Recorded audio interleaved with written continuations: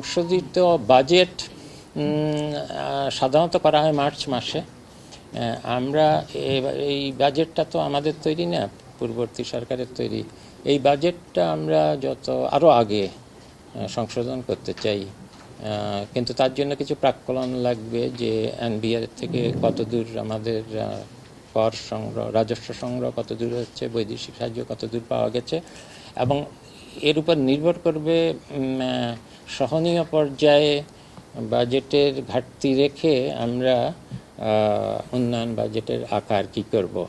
কাজে আমাদের উপর হলো সমন্বয়ের ভারটা এসে পড়েছে উন্নয়ন বাজেটের উপর, অন্য জায়গাটা ঠিক রাখতে হবে। কাজে কারণ সামগ্রিক স্থিতিশীলতার জন্য বেশি ঘাটতি বাজেট করা যাবে না।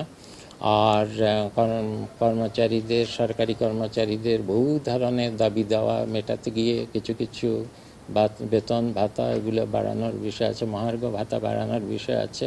কাজেই রাজস্ব খাতে ব্যয় কমিয়ে রাখা খুব কঠিন।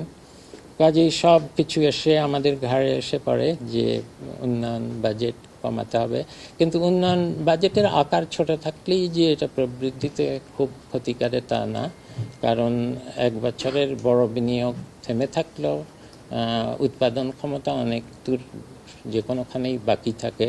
বাজেটের আকার কত দূর হলো তার থেকে বড় কথা হলো প্রকল্পগুলো মানুষের কাজে আসছে কিনা, কর্মসংস্থান হচ্ছে কিনা এবং তাদের জীবিকার লাভ হচ্ছে কিনা।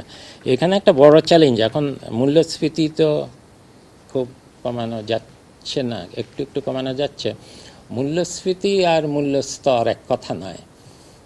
আলুর দাম অনেক বেশি, কিন্তু এই আলুর দাম বেশি থেকে যদি এইখানেই থাকে তাহলে কিন্তু মূল্যস্ফীতি আলুর ক্ষেত্রে শূন্য। এটা অনেকে বোঝে না, অনেকে মনে করে মূল্যস্ফীতি কমানো মানে হলে দাম কমে যাওয়া। সংশোধিত বাজেট তৈরি করতে হবে, আমরা চেষ্টা করছি। জানুয়ারির শেষের দিকেই হওয়া ভালো, কিন্তু ফেব্রুয়ারিতে একটা যাতে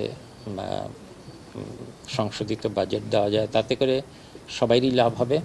বাংলাদেশ ব্যাংক জানবে যে তার কতদূর মুদ্রা সংকোচন নীতি আর কতদূর দরকার হবে। অর্থ মন্ত্রণালয় জানবে যে বাজেটের ঘাটতি কোথায় রেখে রাখতে হবে, কতদূর বৈদেশিক সাহায্য আর আমাদের লাগবে। আর আমরা তখন বুঝতে পারবো আমাদের যেই প্রকল্পগুলো এখনও হাতে আছে এগুলো অত্যন্ত দ্রুত যাতে শেষ করে ফেলতে পারি।